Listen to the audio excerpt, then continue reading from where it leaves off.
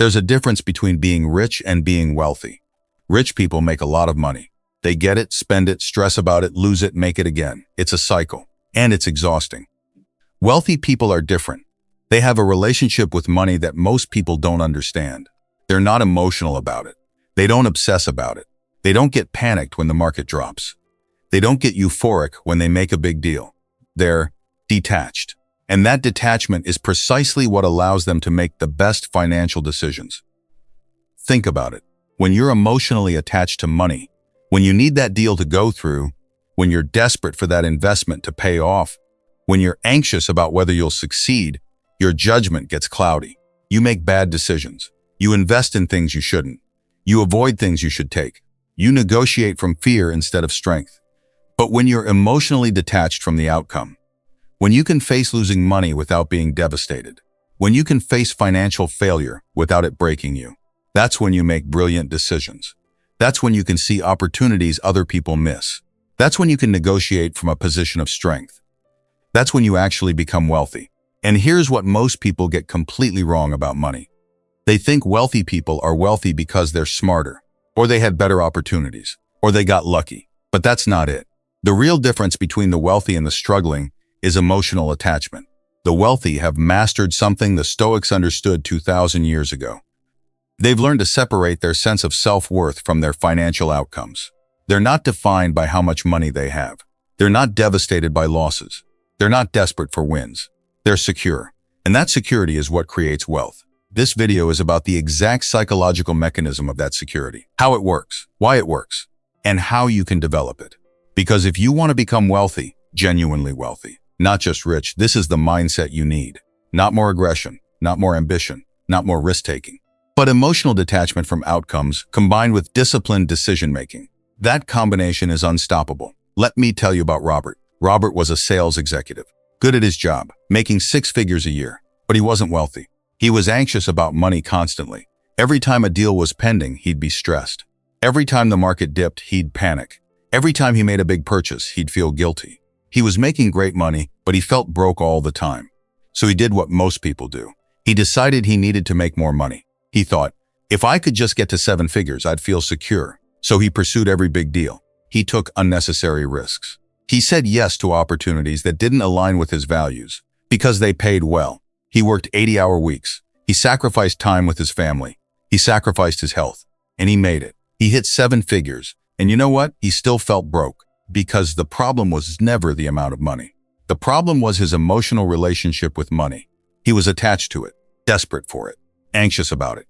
So no amount of it was ever enough. This is the trap that most people fall into. They think the solution to financial anxiety is more money, but it's not. Here's what I mean. Walk into any room of wealthy people, genuinely wealthy, generational wealth people, and you'll notice something strange. They're not obsessed with money. They don't talk about it constantly. They don't brag about deals. They don't get stressed about market fluctuations. They're calm about it. It's like money is just a tool to them. Important, yes, but not emotionally charged. Compare that to someone struggling financially. They're obsessed with money. It's on their mind constantly. They're anxious about it. They stress about it. They dream about it. And here's the cruel paradox. That obsession keeps them poor. Because when you're emotionally attached to the money, when you're desperate for it, you make bad decisions. You take jobs that pay well but destroy your soul. You invest in things that sound exciting but are actually risky. You avoid calculated risks because you can't afford to lose. You negotiate from weakness because you need the deal too badly. You miss opportunities because you're too anxious to see them. The desperation creates a contraction, and in that contraction you can't operate effectively. But the person who's emotionally detached, they can see clearly. They can wait for the right opportunity. They can say no to bad deals. They can take smart risks because they won't be devastated if they lose. Let me give you another example. Victoria was an entrepreneur. She had failed twice before, lost money both times, and after the second failure, she was terrified. The emotional trauma of losing money had made her gun-shy, so she played it safe. She took a corporate job that paid well but wasn't fulfilling. She told herself she'd start another business eventually. But the emotional wound from the previous failures kept her from taking action. She was trapped by her emotional attachment to not losing again. Then something shifted. She met someone wealthy, a business owner who had also failed multiple times. And this person said something that changed everything. I've failed many times, and each time it hurt. But I've learned to make friends with failure. I don't take it personally. It's just information. It's not about me. It's about the strategy. That sentence did something to Victoria. It gave her permission to try again, not because the risk disappeared, but because she reframed failure as information, not identity. She started a new business. It failed, and instead of being devastated, she felt curious. What could she learn from this? She iterated, made another business, failed again, learned more. On the fourth try, she built a multi-million-dollar company, not because she became more talented, but because she became emotionally detached from the outcome. She could fail without it breaking her. Here's what the struggling financially never understand. Wealthy people aren't less ambitious than you. They don't care less about money than you. But they've learned to care about money differently. They care about what money enables: freedom, options, security, the ability to pursue meaningful work. But they don't care about the money itself. That distinction is everything. Because when you're attached to the money itself, when you need it, when you're desperate for it, you operate from scarcity. And scarcity thinking creates poor decisions. But when you're detached from the money and focused on what it enables, you operate from abundance. And abundance thinking creates wealth. Let me show you the common approaches to building wealth and why they don't work. Most people think the answer is earning more money. So they pursue high-paying jobs. They start side hustles. They pitch for promotions. And sometimes they do earn more money. But their relationship with money doesn't change. They're still anxious, still desperate, still attached to having it. So they spend more. They upgrade their lifestyle. They feel the need to justify their existence through consumption. And they end up in the same place, stressed about money despite making significantly more. I knew a guy, Derek, who went from making $50,000 to $500,000 over a decade. He should have felt 10 times more secure. Instead, he felt marginally more secure because his lifestyle expanded proportionally. He was still living paycheck to paycheck, psychologically speaking, except his paychecks were much larger.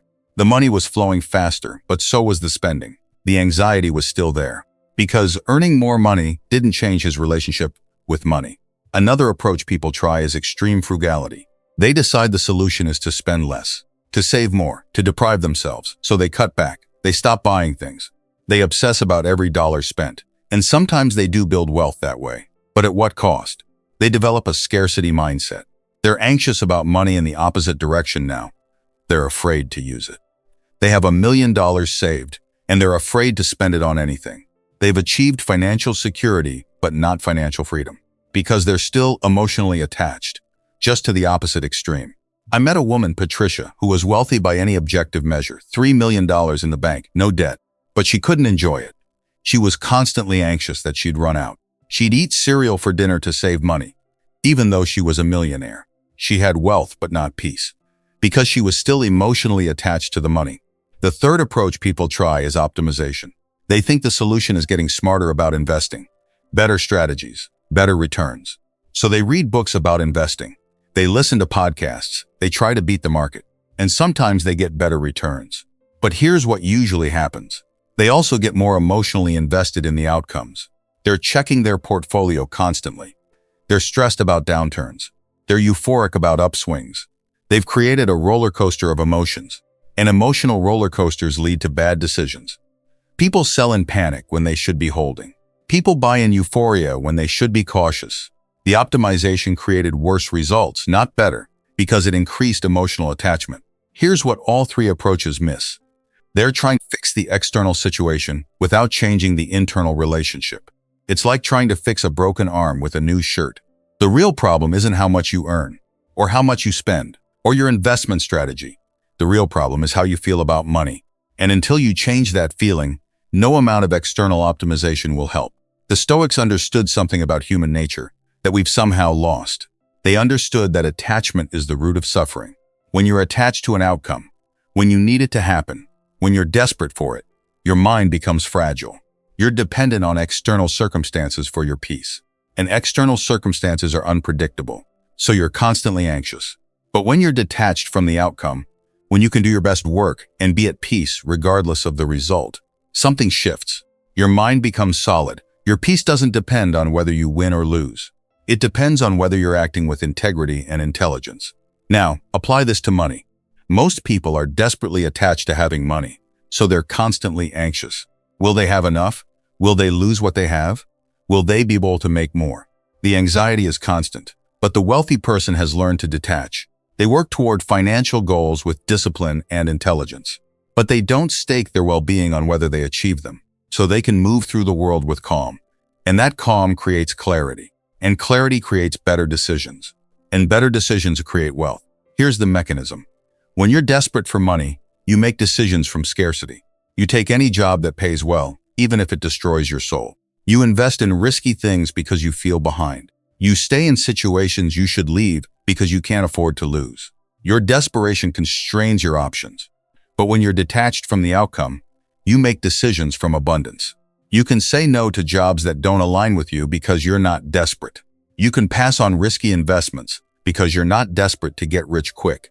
You can leave situations that aren't working because you're not dependent on them. Your detachment expands your options, and expanded options create wealth. Because wealth isn't about making more money, it's about having more options. The wealthy aren't wealthier because they earn more. They're wealthier because they have options. They can choose what kind of work they do. They can choose who they work with. They can choose to wait for the right opportunity instead of taking the first one. Those options compound. The second mechanism is clarity. When you're emotionally attached to money, your judgment is clouded. You see opportunities as threats or as saviors. You make emotional decisions instead of logical ones. But when you're detached, you can see clearly. You can evaluate an opportunity on its actual merits. Is this a good deal or a bad deal? Not, do I need this? You can see the market clearly. You can see people clearly. You can negotiate from strength because you don't need the deal. That clarity compounds too. Over time, clear decisions lead to wealth. Cloudy decisions lead to struggle.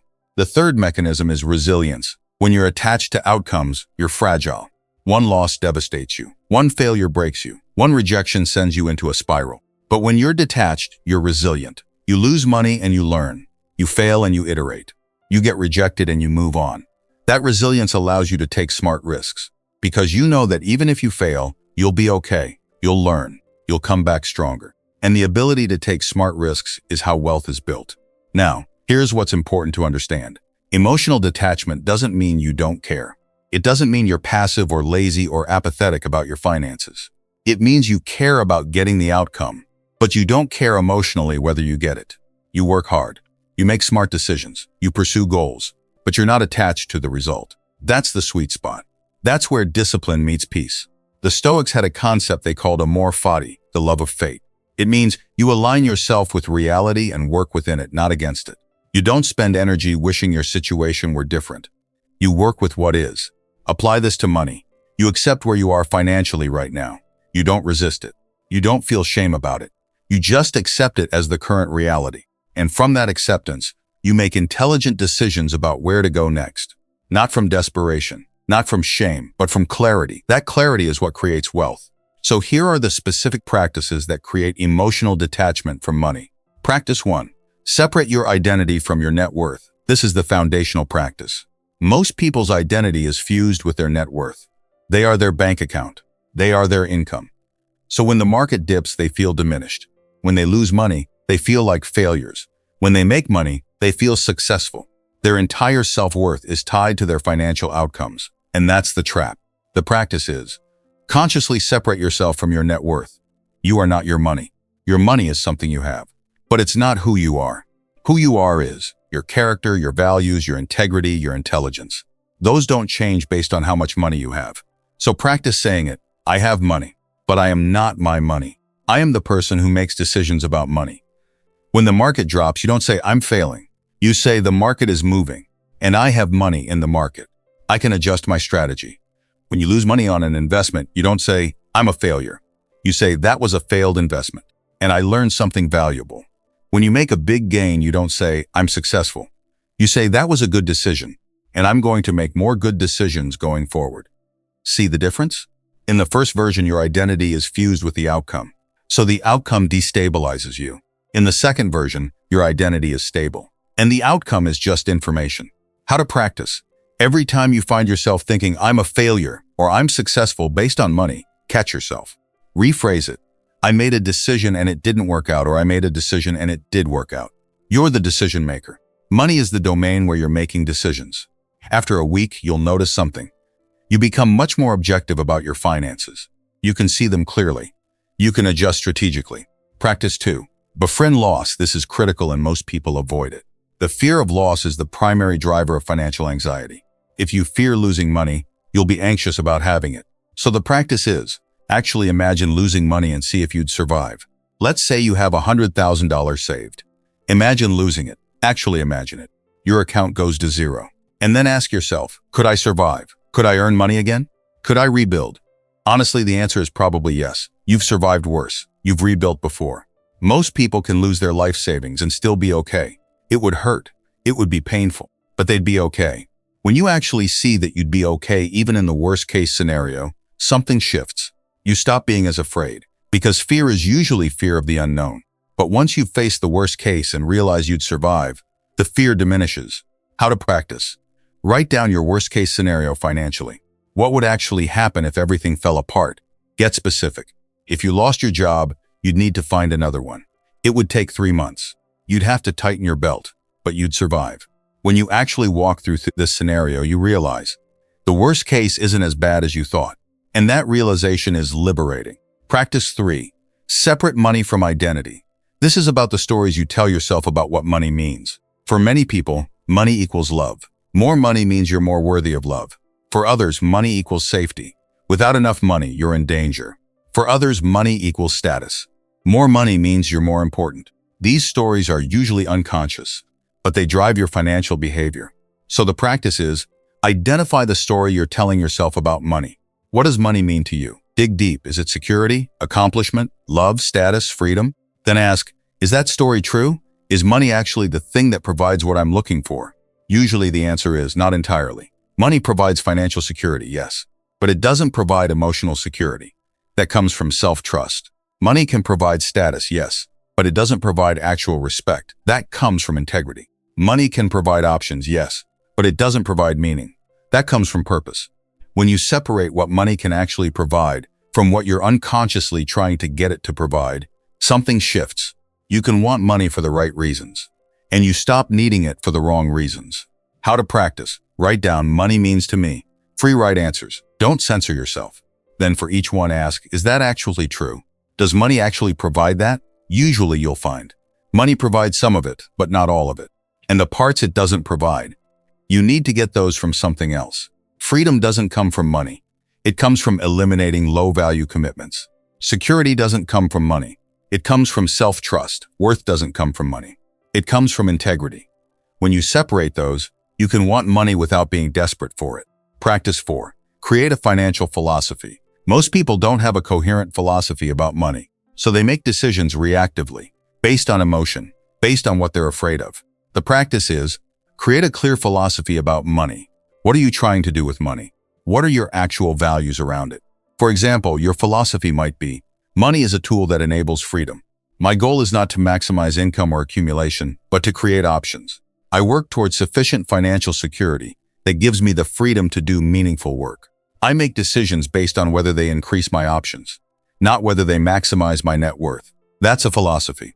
It's clear. It's coherent. And now when you face decisions, you can evaluate them against that philosophy. Should I take the high-paying job that I hate? No, because my philosophy is about freedom, not maximum income. This job would reduce my freedom. Should I invest in this risky opportunity? Let me check. Does it increase my options or just my risk? If it's just risk, no. Your philosophy acts as a filter. And when you're making decisions through a coherent philosophy instead of reactive emotion, you make better decisions. How to practice? Write down your financial philosophy. What are you actually trying to accomplish with money? What are your values? Not what you think you should value. What do you actually value? Once you have that clear, keep it somewhere visible. And when you're facing a financial decision, consult your philosophy first. Let me show you what happens when people actually shift from emotional attachment to emotional detachment. Elena was a lawyer. She was making good money, $250,000 a year, but she felt broke. She was emotionally attached to her status. She needed to look successful. So she spent on everything to maintain that image. She was anxious constantly. Then she did practice 1. She separated her identity from her net worth. She realized, I am not my salary. I am not my possessions, and something shifted. She could suddenly see her spending clearly. All these purchases that were supposed to make her feel successful were actually making her feel anxious, because the money was flowing out faster than it was coming in. So she started keeping the money instead of spending it. Not from deprivation, but from clarity. She was no longer desperate to look successful, so she could actually become wealthy. Within 3 years, she had $1.5 million saved, not from earning more, just from stopping the unnecessary spending. But more importantly, her anxiety disappeared, because she wasn't dependent on her salary to feel worthy anymore. James was an entrepreneur.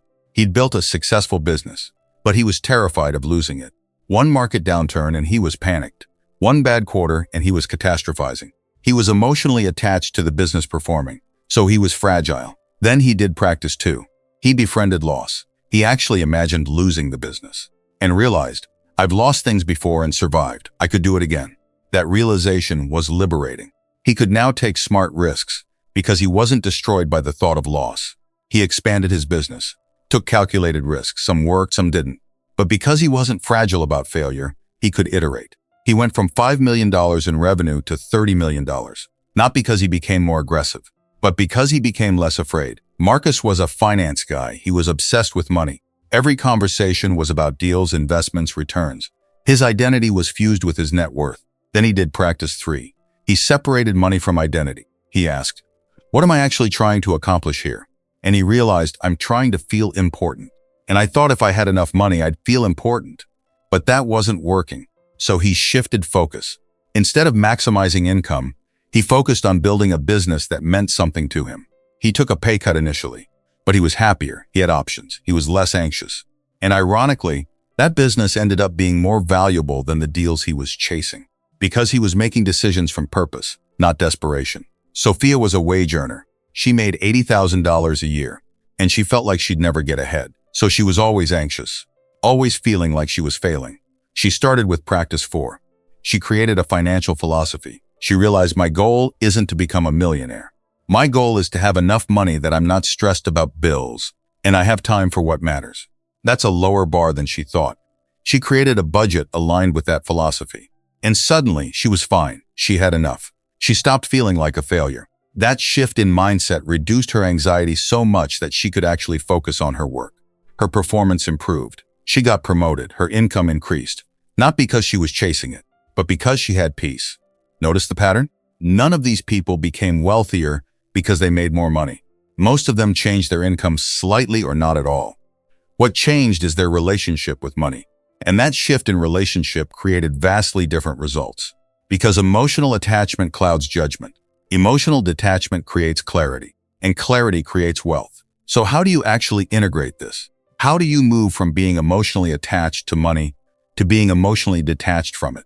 It's not something that happens overnight, but it's something that happens through practice.